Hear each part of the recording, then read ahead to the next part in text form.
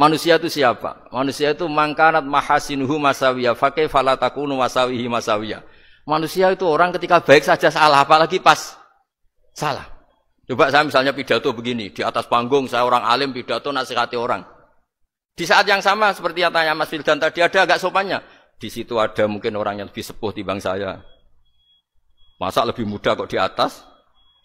Yang di bawah lebih tua. Ada agak sopannya. Mau enggak pidato disuruh, mau di atas disuruh, enggak sopan sama yang. Tapi misalnya yang paling sepuh pidato enggak pernah ngaji kok pidato terus gimana? Artinya ketika kita baik saja ada salahnya, apalagi pas salah. Sebab itu ajaran Rasulullah itu suruh berdoa Rabbana dzalamna anfusana. Sebelum minta itu merasa ya Allah kita ini mendolimi diri kita sendiri. Karena dalam pilihan-pilihan itu pasti ada salahnya. Coba misalnya Anda bangun masjid habis 2 miliar. Yang harusnya 1 miliar sudah jadi. Terus nanti suatu saat ketemu Allah ditanya. Itu ada orang miskin, fakir miskin, yatim. Andai kan kamu sumbang 1 miliar itu sejahtera semua. Gara-gara kamu bangun masjid terlalu mewah. Ya tapi kadang-kadang orang kebaikannya itu orientasinya bangun masjid. Gak tertarik nyumbang fakir. Saat itu cara berpikir gitu mau apa?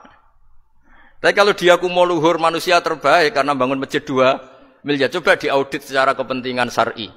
Penting mana dengan ngasih makan fakir miskin? Penting mana dengan menikahkan janda misalnya?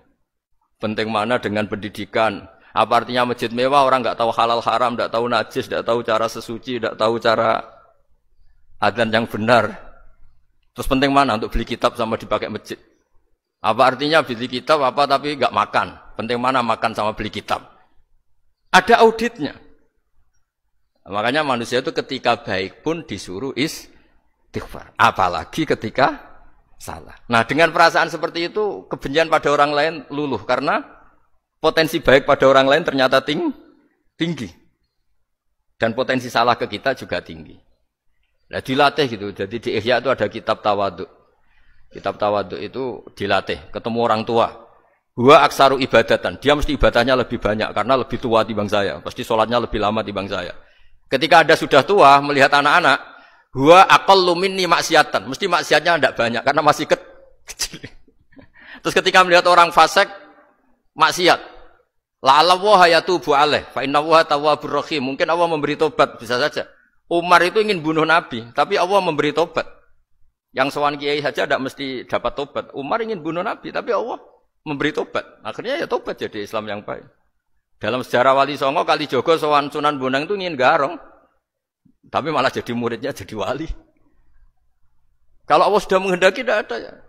Perang Uhud orang Islam kalah itu karena panglimanya siapa? Khalid bin Walid. Tapi dia malah yang dapat hidayah. Nah sama orang yang sekarang Anda benci bisa saja Allah merencanakan ada apa? Hidayah di situ. Dan kita yang merasa benar jangan saja ada rencana Allah bikin kita su'ul khotimah. Na'udzubillah min dzalik kan tidak pernah tahu.